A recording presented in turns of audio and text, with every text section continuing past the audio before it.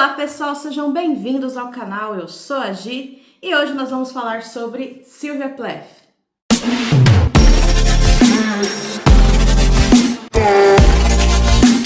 Oi gente, tudo bem com vocês? Bom, hoje então vamos dar continuidade ao nosso projeto Trilhando Autores. Vamos continuar trilhando Sylvia Plath. Se você não conhece esse projeto, eu vou deixar o link aqui do vídeo onde eu explico como que vai funcionar o projeto Trilhando Autores. E a primeira autora que a gente está trilhando é a Sylvia Plath. Esse é o segundo vídeo de atualização sobre os diários da Sylvia Plath. Nós vamos falar dela entre 1955 e 1957, 2 anos aí.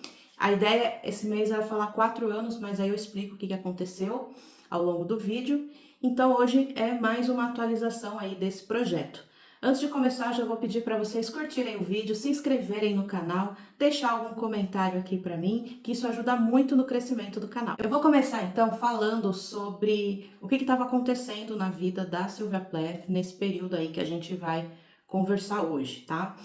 E aí depois eu vou trazer alguns pontos do diário, ó, até marquei aqui, tem bastante notinhas aqui para a gente conversar hoje, porque é um momento muito central na vida dela, esse que a gente vai tratar, né, esses 2 anos aí. Então, o que acontece? Em 1953, em agosto, ela pela primeira vez tenta e aí ela fica um tempo internada, né, para recuperar a saúde, depois ela passa por todo um tratamento psiquiátrico, isso atrasa a formação dela na faculdade também. Então, ao longo de todo o ano de 1954, não tem entradas de diário, né? Então, esse ano não tem o diário. Então, eram 4 anos que eu tinha comentado com vocês, então elimina 54 porque não tem. Eu queria ir até 58, mas tem um ponto aqui em 57 que também é uma grande mudança na vida dela, que aí eu vou deixar então para o mês que vem, então por isso que eu não prossegui. E também, o que acontece? Foi muito difícil ler esses 2 anos aí da vida dela. Ao longo do vídeo eu vou explicar melhor para vocês, vocês vão entender. Então eu meio que me perdi um pouco aqui na trilha da Sylvia Plath. Então o que acontece? Em 54 acontece tudo isso, né, todo esse tratamento dela. Ela vai se formar na universidade somente em junho de 55 e em outubro ela consegue uma bolsa em Cambridge, na Inglaterra. Então ela vai para Cambridge para estudar inglês, né, estudar a língua inglesa, e os diários voltam em novembro de 55, tá? Nesse momento, ela tem um relacionamento com um rapaz chamado Richard.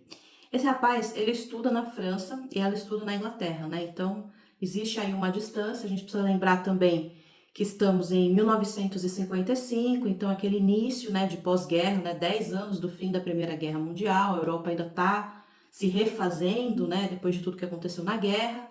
Então havia muitas dificuldades de comunicação, naquele período era comunicação por cartas, então imagina, o serviço de correios como devia ser demorado e complicado, ela estava estudando, ele também, então não é simples você ir, como é hoje, né? Você ir para a França e para a Inglaterra, esse trânsito. E ela gostava muito desse Richard, muito mesmo. Inclusive, ela pensava que ele era a pessoa para casar com ela. E aí é importante a gente conversar sobre essa coisa do casamento para ela, assim, pelo que eu percebi lendo os diários, assim, isso desde o começo, tá? Isso é impressão minha, a partir das leituras do diário. O casamento para ela era algo importante, sabe? Ela queria realmente, eu sinto que ela queria realmente se casar, ter filhos. Eu acho que a única questão que ela tinha com essa coisa do casamento era que ela não queria viver à margem do marido, né? Ela não queria viver à sombra dele. Ela queria ter um espaço dela, ela queria ter o trabalho dela, ela queria viver da escrita, ela queria ser publicada, enfim, ela queria ser uma autora de sucesso, que fosse publicada, que fosse conhecida, né? Ela queria trabalhar com isso, viver disso efetivamente. Então eu acho que essa é a única questão que ela tinha com o casamento. Ela não queria ser apenas uma dona de casa. E a gente também precisa pensar que entrar na fase adulta nos anos 50 era esperado, socialmente falando, que a mulher se casasse, que ela fosse dona de casa, que ela tivesse filhos. Então tinha muito aquela coisa de ideal de vida americano, né? O sonho americano, né? Toda essa ideologia que foi construído ao longo da Guerra Fria, foi começando a se consolidar mais ou menos nessa década aí de 50, né? Que é essa coisa política que acaba influenciando diretamente na vida do cidadão comum. Porque, querendo ou não, ela era uma pessoa comum, como eu, como você, né? Enfim. Então, eu acho que tinha, por um lado, essa pressão social de que você já tá com 20 e poucos anos, né? Quando é que você vai casar? Quando é que você vai ter filhos e tudo mais? Mas também tinha muito uma vontade dela de casar, de ter filhos, né? E também de trabalhar. Então, ela via nesse rapaz, nesse Richard, essa possibilidade. Só que, pelo que eu entendi a partir da leitura dos diários, ele não estava no mesmo ritmo que ela, não era exatamente isso que ele queria. E ele meio que dava umas fugidas, assim. Mesmo considerando todas as dificuldades, né, que se tinha ali, por conta do que eu já falei, né, do fim da Segunda Guerra, dava para perceber que ele meio dava uns perdidos nela. Isso fazia ela sofrer muito e ela já estava muito sensível também por conta, né, que ela tinha tentado, enfim, ela ainda estava se recuperando, ela fazia tratamento psiquiátrico ainda, né, inclusive tem até umas partes de cartas, né, que ela trocava com o psiquiatra, então tinha uma série de situações ali acontecendo. Então, para vocês entenderem mais ou menos o tom, né, como que eram esses sentimentos para ela, eu vou ler rapidamente uma parte que está aqui na página 230, 231 dessa minha edição aqui. Ela tá caminhando à noite, né, um dia depois de ter saído, aí ela escreve assim: estou meio alta.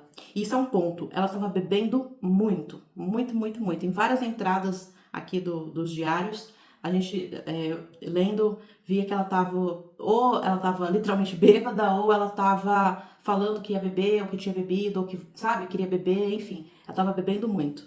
Ela diz assim: estou meio alta e distante. É conveniente que seja acompanhada até a minha casa do outro lado do campo coberto de neve. Faz muito frio, e o tempo todo penso no caminho de volta. Richard vive neste momento. Você vive o agora. Você está em minhas entranhas. E ajo porque você está vivo. Olha isso. E ajo porque você está vivo. Enquanto isso, você provavelmente dorme exausto e contente nos braços de alguma vou deixar escrito, sensacional. Ou talvez até mesmo com a garota suíça que deseja se casar com você. Anseio por você. Quero escrever para você. Sobre o meu amor, essa fé absurda que me mantém casta. Então, é isso. Ela já tinha escrito tantas cartas para ele, né, e não tinha tido resposta, que ela queria escrever mais uma vez, só que ela estava se segurando, porque, sabe, ela já tinha dito tudo que ela tinha para dizer, e ele não correspondia, assim, nem no sentido da resposta mesmo. Inclusive, tem um momento aqui, depois que ela já conhece o Ted, depois a gente vai entrar na coisa do Ted, ela vai até a França, né, até onde o Richard está, ela chega lá, e o Richard não está no local, né, a pessoa lá que cuida, né, acho que era tipo uma hospedagem, um hotel, alguma coisa assim, a pessoa que cuida lá disse que ele tinha saído, e aí ela vai, né, ali, ela inclusive vê as cartas que ela mandou para ele fechadas, assim, ele nem leu, sabe? Então isso são situações que deixavam ela muito triste e magoada. Então é nesse contexto de que ela tá triste, tá magoada, né, que ela pensava que realmente ia acontecer com o Richard, né, que o Richard seria a pessoa, ela vê que não, e aí com essa né, nesse momento que ela acaba conhecendo o Ted, que vai ser o marido dela, né, o Ted Hudson. E vejam só, no dia 19 de fevereiro, ela vai escrever o seguinte: e ainda creio que haverá um homem na Europa que eu poderei conhecer e amar, e que me libertará desse ídolo poderoso, que é o Richard, né? A quem aceitarei, mesmo no auge da sua fraqueza, a quem poderei fortalecer, pois ele me dará uma mente e uma alma com as quais trabalhar.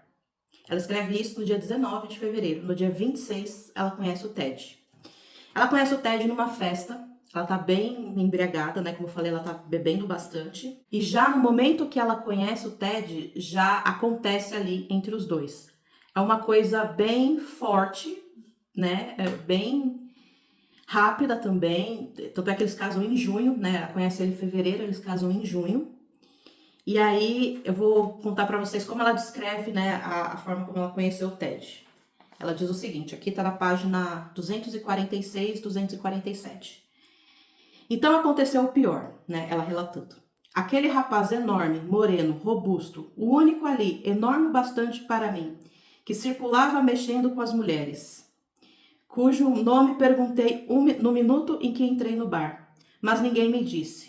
Aproximou-se, olhando firme nos meus olhos, e ele era Ted Hudson. Comecei a gritar novamente sobre os poemas dele e citei, abre aspas, diamante mais desejado, imaculável, fecha aspas. E ele gritou de volta, gostou?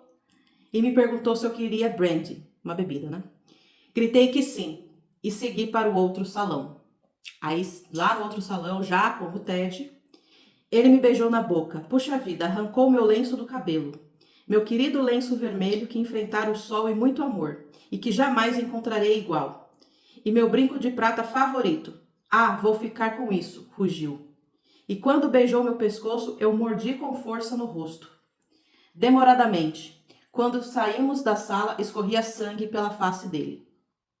Então, o negócio foi forte. Aí mais para baixo, no final, ela vai dizer: não devo mais encontrá-lo. Ele nunca procurará por mim. Ele procurou e em junho eles estavam casados. Então, veja como é rápido o negócio aqui, né? Então, ela volta a escrever diários em novembro. Aí aquela coisa, né? Ela tá com o Richard e tal, aí passa Natal com ele, né? As festas de final de ano com o Richard. Aí, quando é janeiro, ele volta pra França. Ela fica na Inglaterra. Na verdade, ela volta pra Inglaterra porque eles passam na França.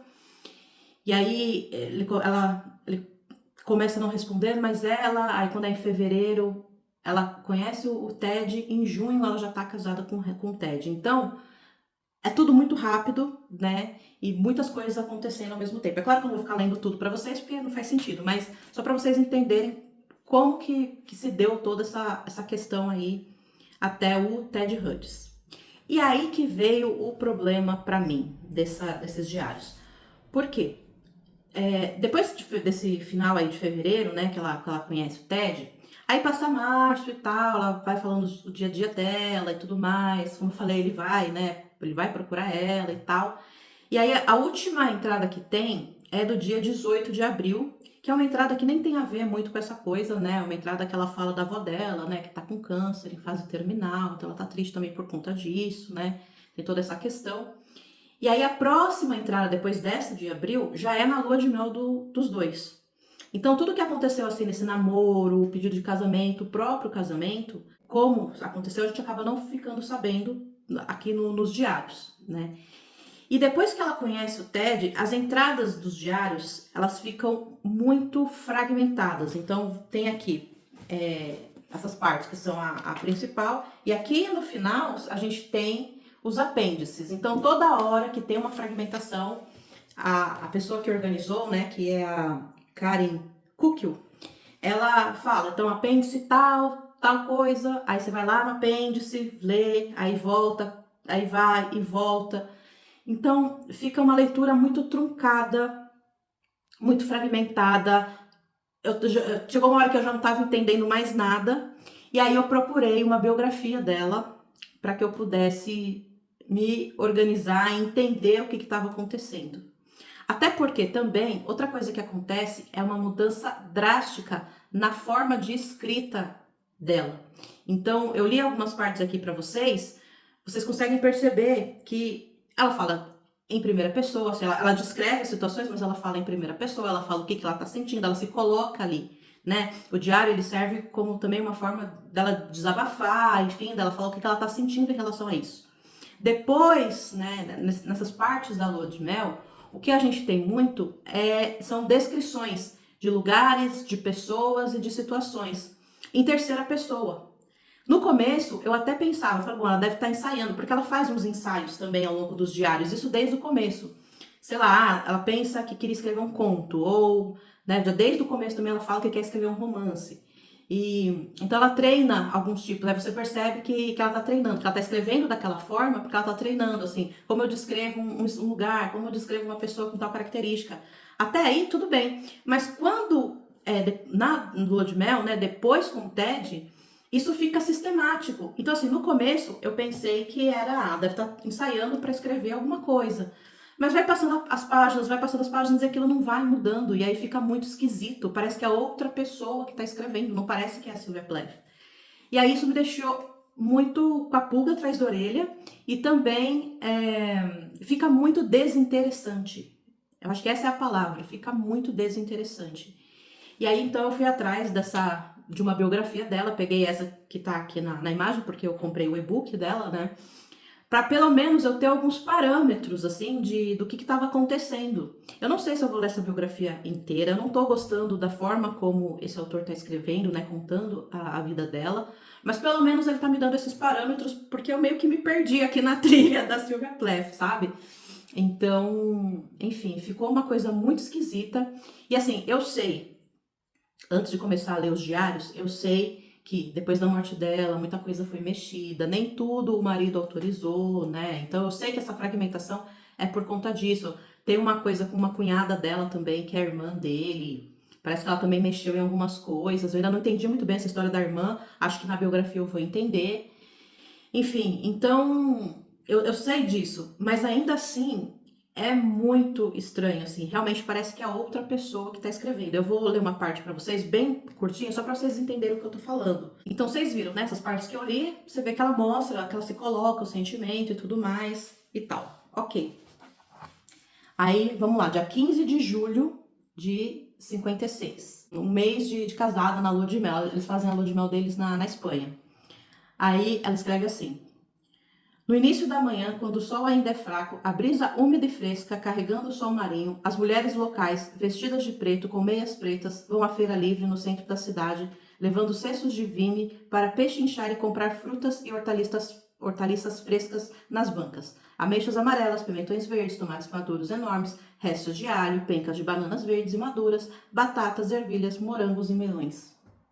Tipo, é uma descrição, assim, de um romance que está sendo escrito em terceira pessoa, sabe? Quase, não ajuda nem romance, talvez um texto jornalístico, assim, sabe? Que, sei lá, pra escrita de um roteiro para um documentário que fala sobre uma situação cotidiana de um lugar que a pessoa está conhecendo. Então, assim, e são páginas e páginas, e fica extremamente desinteressante, assim, e é a lua de mel dela, sabe?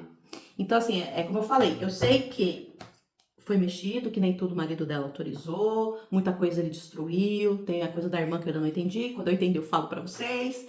Enfim, não me desceu bem, não me desceu bem essa parte. E além disso, ela exibe um preconceito que eu não tinha visto ainda. E eu não sei se é um preconceito dela, porque é muito estranho. Olha só, ela vai dizer o seguinte, ó. Caminhando pelas fileiras de tendas, 2 pontos, naquela coisa da descrição, né? Mulheres gordas, morenas, batom, brincos passando óleo de bronzear, nos montes de carnes contidos por maiôs pretos, justos. Homens exurtos de pernas tortas, olhos ávidos, barriga. Mulher obesa, muito clara de óculos escuros e maiô de 2 peças estampado com flores amarelas, passando loção na gorda barriga dupla. E assim vai. Gente, esse tipo de preconceito eu não tinha visto assim, não só em relação à gordofobia, a qualquer tipo de preconceito, assim. Então parece que toda essa parte humanizada dela, de sentimento, desapareceu. Desapareceu, assim. Então são longuíssimas descrições, e descrições, inclusive, preconceituosas e principalmente desinteressantes, né? Então, e aí foi passando, né, e tal, e eu falei, gente, né? Que bizarro, o que aconteceu com essa mulher? Que virada foi essa, né? Então, em questão de 3, 4 meses, assim. Eu achei muito, muito, muito esquisito.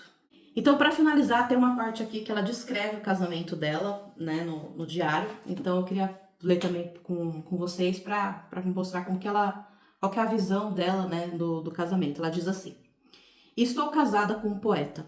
Entramos juntos naquela igreja dos limpadores de chaminés, sem nada, exceto amor e esperança e nós mesmos. Ted em seu velho paletó de veludo preto e eu de vestido rosa de tricô, presente da mamãe. Rosa e rigor. Uma igreja vazia, sob a luz amarelada, a cosa de Londres da garoa. Eis-me aqui, senhora Hughes, esposa de um poeta publicado. Ah, eu sabia que isso ia acontecer, mas nunca pensei que seria tão milagrosamente rápido. Alegro-me em saber que Ted é o primeiro. Todas as teorias que acalentei contra casar-me com um escritor se dissolveram com Ted. Porque ela tinha realmente muito medo, né? No vídeo anterior, acho que eu até cheguei a comentar sobre isso. Ela tinha muito medo de casar com um poeta, com um escritor e tal. Ela, por conta dessa coisa de viver à sombra, né? De viver à margem e tudo mais. Então ela tinha esse receio e no fim acabou se casando com o poeta.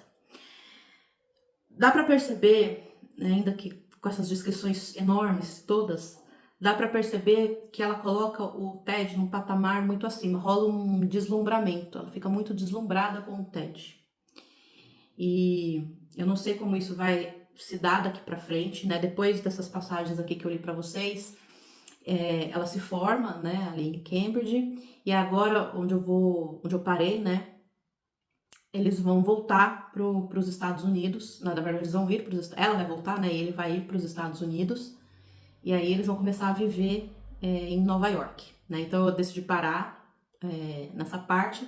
E agora em abril, então eu tenho assim, esse final de 57, 58, vai até 62, né? 59, 60, 61, 62. Eu quero terminar em abril esses diários. Não sei se vai ser possível, até porque eu tô lendo a biografia também. Eu acho que ainda vou precisar dela, porque, como eu falei, essa fragmentação dificulta muito a leitura. Mas se eu não terminar, tudo bem, não tem problema, a gente vai até maio, né, enfim. Né, mas, realmente, a mulher mudou muito, assim, em questão de 3, 4 meses, e, assim, é uma mudança assustadora, assim, sabe? Que me deixou muito pensativa no sentido do que tá acontecendo. E que me fez me perder um pouco na trilha, e eu precisei de um atalho, que vai ser essa biografia, né, para me dar parâmetro de tempo, o que estava acontecendo, porque ele fala de cartas, né, ele pega outras coisas, né, como fontes além dos diários, então isso vai me ajudar. Então é isso, seguimos agora em abril com ela e o Ted já morando nos Estados Unidos, daqui a pouco os filhos vão chegar e por aí vai. Então é isso, espero que vocês tenham gostado do vídeo. Não se esqueçam de curtir, comentar e compartilhar. Grande beijo para vocês, ótimas leituras e até mais. Tchau!